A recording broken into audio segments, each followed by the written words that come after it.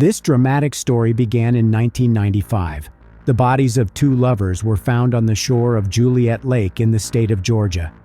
It took the authorities almost 2 years to identify and arrest the criminal. The last word in this case was said 18 years after the crime was committed.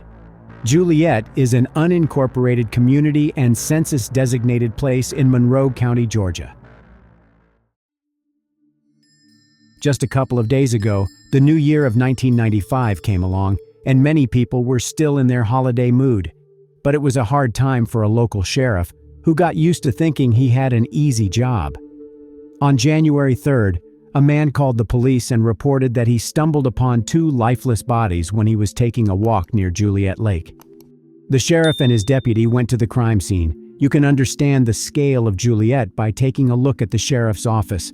Nothing more severe than a fight or a theft has happened here. That's why the sheriff and his deputy were shocked by what they saw. There was a white Honda on the shore of the lake, inside of which was the body of the man, and, not far from it, the body of a young woman was lying on the ground. You didn't have to be an expert to know that both of them died from gunshot wounds. There were personal belongings of the victims inside the car, including their documents, thanks to which it became apparent that the male body in the driver's seat was that of 22-year-old Grant Hendrickson. The second victim of this violent crime was 19-year-old Michele Cartagena. The police of the state were notified about the incident, and soon the officers from the Major Crimes Unit arrived at the lake, as well as forensic experts. The first thing that caught the attention of detectives and could have been a possible motive for the crime was that Michele's body was partially exposed with her skirt pulled up. Judging from the location of bullet holes on the body of the car, detectives made the assumption that the criminal opened fire at the couple while they were sitting inside. Grant was hit by 3 bullets. Unfortunately, he had no chance of surviving. Michele was shot twice and presumably remained conscious when the criminal pulled her out of the car.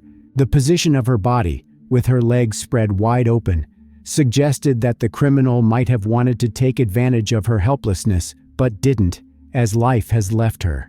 Forensic experts found dark mucus on the internal part of her thighs, which turned out to be saliva with chewing tobacco particles. The samples of this saliva were sent to the lab for analysis. During examination of the crime scene, the police found important evidence, namely bullet cases of 2 different calibers, 13 casings of 223 caliber and 4 casings of 9mm caliber. If 2 types of weapons were used during the crime, then it is not out of the realm of possibility that there were 2 criminals. Both Grant's and Michele's families were shocked when they heard about what happened. They couldn't even imagine who or why would want to do something like this to their kids. Grant, just like Michele, was the only child of his parents. Michele Cartagena was born on 2nd of May, 1975, in Monterey, California. She was in the school marching orchestra band, as well as the top singles tennis player, the leader of her school's softball team, and a member of the National Honor Society. In her free time, Michele worked as a volunteer for the Red Cross Society and an animal welfare association and visited elderly people. Her father described her as a gifted and talented woman, full of love and life, striving to make a medical career to help others and contribute to society. Grant Hendrickson was born on September 20th, 1972, in Macon, Georgia. He liked fishing, golf, canoeing, and camping. Like his girlfriend, he was also involved in community life and worked as a volunteer at the Museum of Arts and Sciences in Macon from 15. Those who knew the couple assumed that it was their active lifestyles that attracted them to each other. Who was it who could commit such a cold-blooded crime? Residents of Monroe County seriously feared for their safety because the man who dealt with a young couple by the lake was walking free and could possibly strike again. Grant and Michele studied at Mercer University. Grant was in his 5th year and Michele was in her 2nd year. They had been dating for a little over a year, and they had already made plans for their future together and were about to have a wedding. Detectives had to find out who ruined their plans. When their relatives couldn't name anyone who would wish evil upon them, the investigators headed to Mercer University in Macon. Talking with Grant and Michele's classmates, the officers hoped to learn something useful for the investigation. Both Michele and Grant were in good standing at the university, did not have conflicts with anyone, and were generally described as good, kind people. The detectives assumed that the crime could have been committed by a man who had feelings for Michele but was rejected. But this version was not confirmed and was pushed to the background. This way, visiting Mercer University did not give the police any clues that could have helped them get on the criminal's trail. Reconstructing the chronology of the events preceding the deaths of Grant and Michele, detectives found out that on 2nd of January they visited a restaurant. Then, after a meal, they headed to the cinema. After the movie ended, they went to a holiday camp at Juliette Lake. This camp was open 24 hours a day and included a boat launching area, parking lot, small dock, and picnic tables.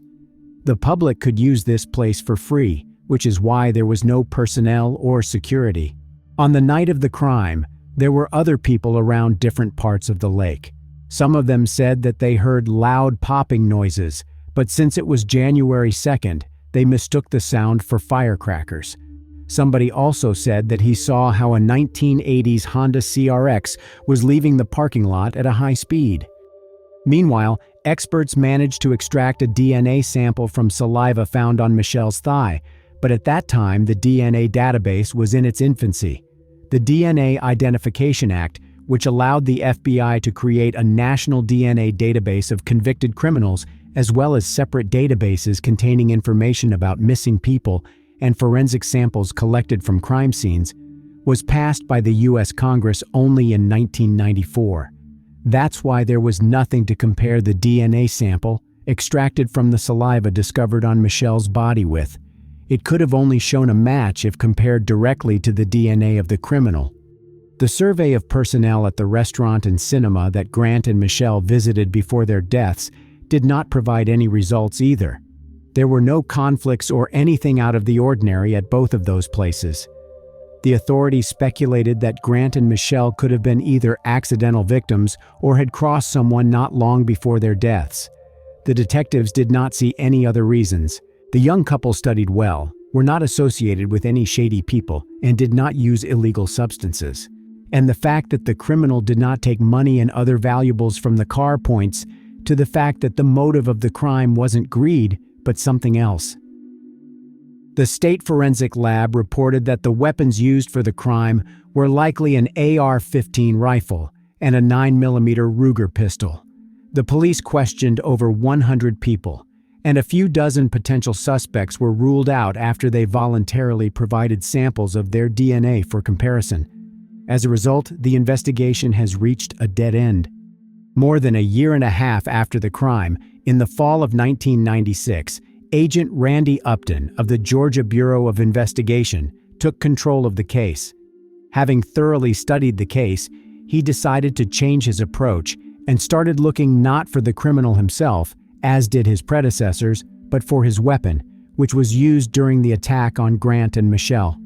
Agent Upton went to the largest gun store in Macon and asked for a list of people who had bought an AR-15 rifle in the period from 1985 to 1995. Now the agent had a list of 108 names. He began to call people from that list, telling them that they would be a great help to the investigation if they let their weapon be examined and provided a DNA sample for analysis. Most of the people Upton called agreed to cooperate. The list of potential suspects was gradually shrinking after the experts conducted the appropriate tests. On November 27, 1996, Upton called 22-year-old Andrew Allen Cook, who was on that same list. In conversation with Andrew, Agent Upton explained the goal of his call and asked Cook's permission to examine his rifle. Andrew replied that it would be impossible as he sold it back in April 1994, which was 8 months before Grant's and Michele's deaths. But according to data from the gun store, Andrew Cook could not sell his rifle in April 1994, as he had only bought it in August of the same year. Agent Upton realized that his interlocutor was lying. When Upton asked Cook to provide his DNA sample, he said that he would need to speak with his father, who is an FBI agent, before doing so. And after that, he hung up. Upton immediately realized that Andrew Cook may be the exact person he is looking for. It was discovered that 5 months after the deaths of Grant and Michele, in May 1995, Cook pawned his rifle in one of the gun stores. The police also found out that in December 1993, Cook's acquaintance bought a Ruger pistol for him since he was too young at the time to buy it himself. He got rid of the pistol by selling it to one of his friends in July 1995, right after he pawned the rifle. To sum up everything said above, it can be stated that in the course of 6 months after the deaths of Grant and Michele, Andrew Cook got rid of both his rifle and pistol, which was hardly just a coincidence. The more the police learned about Cook, the more they became certain that they were moving in the right direction. As it turned out, soon after the deaths of Grant and Michele, he did not only get rid of his weapons but his car as well, a 1987 Honda CRX. This vehicle matched the description of a car seen near the crime scene. Cook worked in a diaper factory, and Agent Upton decided to visit this organization. Andrew was not at the job, but the agent spoke with his friend and colleague. According to court documents, a colleague said that recently they talked about the worst thing they had ever done, and Andrew said that he shot somebody with a rifle. The colleague didn't believe the story but asked why he did it, to which Cook replied that he wanted to see if he could do something like this and get away with it. The colleague also said that Andrew chewed tobacco very often. Another friend testified that Cook told him in late November 1996 that he needed to leave town because it was getting hot. This many coincidences could not be accidental, and Agent Upton started looking for Andrew Cook, who had not lived in his parents' home for a few years now. On December 4, 1996, Randy Upton contacted his father and arranged a meeting. John Cook was indeed an FBI agent with 29 years of service. During the meeting, Agent Upton explained to John that he's investigating the crime committed at Juliette Lake, and this is why he wants to talk with his son, Andrew, but cannot find him. John heard about the case of Grant and Michele from the mass media. He himself did not participate in the investigation. He told Upton that he does not consider his son a suspect, but promised that he would definitely find him and talk with him. Later that day, John managed to reach Andrew on the phone. He told his son that the detective in charge of the Juliette Lake crime was looking for him and asked if he knew anything about it. His son's response turned his entire world upside down. Andrew said, "Daddy, I can't tell you. You're one of them. You're a cop." When asking the next question, John Cook was praying for his son to say no. "Was it you shooting?" he asked. After a short pause, Andrew said, "Yes." He told his father that on the night he was fishing at Juliette Lake when the couple drove there, and he had an argument with a guy behind the wheel. According to him, Grant threatened him with a pistol. He got angry, took his rifle, and did something that cannot be undone. John Cook asked his son to reach out to the authorities, but Andrew said that he would just disappear. John was shocked by his son's story. It was very hard for him, but he still acted professionally. The next day, John visited the Monroe County Sheriff's Office and told them about his son's confession. At that time, no one knew that Andrew had been arrested that morning in the neighboring county for shooting deer and turkey outside the hunting season. He introduced himself under an assumed name, but it became immediately apparent. When Agent Upton found out that Andrew Cook had been arrested, he went to Jones County to speak with him. Upton didn't know yet that the day before, Andrew had confessed everything to his father. Having arrived at the Jones County Sheriff's Office, Upton introduced himself and asked Andrew Cook if he could answer a couple of questions, to which he replied, "2 years have passed, and you guys don't have anything. I once had a Honda, I once had a rifle, and I once had a Ruger, but now you are trying to set me up."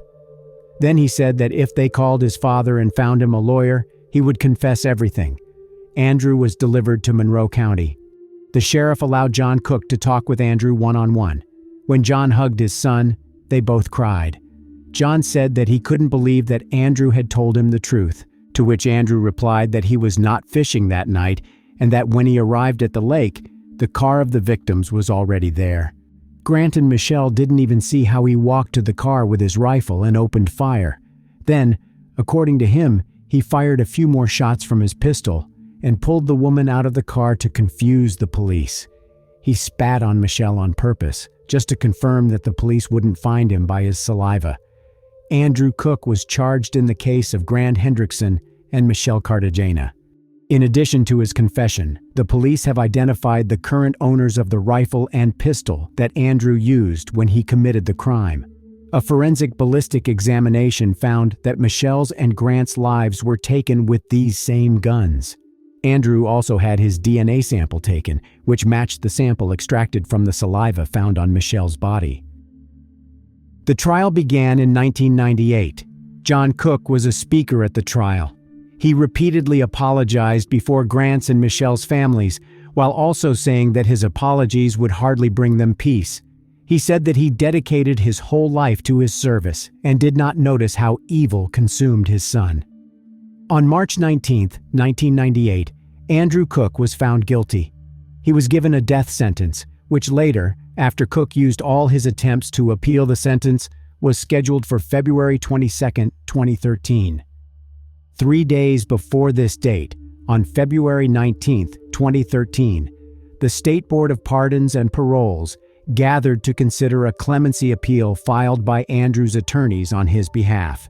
The attorneys tried to convince the board that Andrew is mentally unhealthy and needs treatment. After considering the appeal, the State Board voted against clemency. On the day of execution, February 22, 2013, the family visited Andrew in prison to say goodbye to him. He was also allowed to order his last meal. He chose a steak, baked potatoes, fried shrimp, lemon pie, and soda. As he was strapped to a gurney in the death chamber, he used his last words to say, "I'm sorry, I'm not going to ask you to forgive me. I can't even do it myself." He thanked his family for their support and for being with him and added, "I'm sorry I took so much from you all." The injection was performed at 11:08 p.m. 14 minutes later, 38-year-old Andrew Cook was pronounced dead. After the execution, Grant's mother, Mary Hendrickson, said that she had been waiting for justice for 18 years. She added, "I think that's what it was. The devil's work. When all that was going on, I was just thinking to myself, well, the devil is not going to win. He's not going to win over my heart. He is not going to win." On June 21, 2023, the media reported that John Cook had died at the age of 81.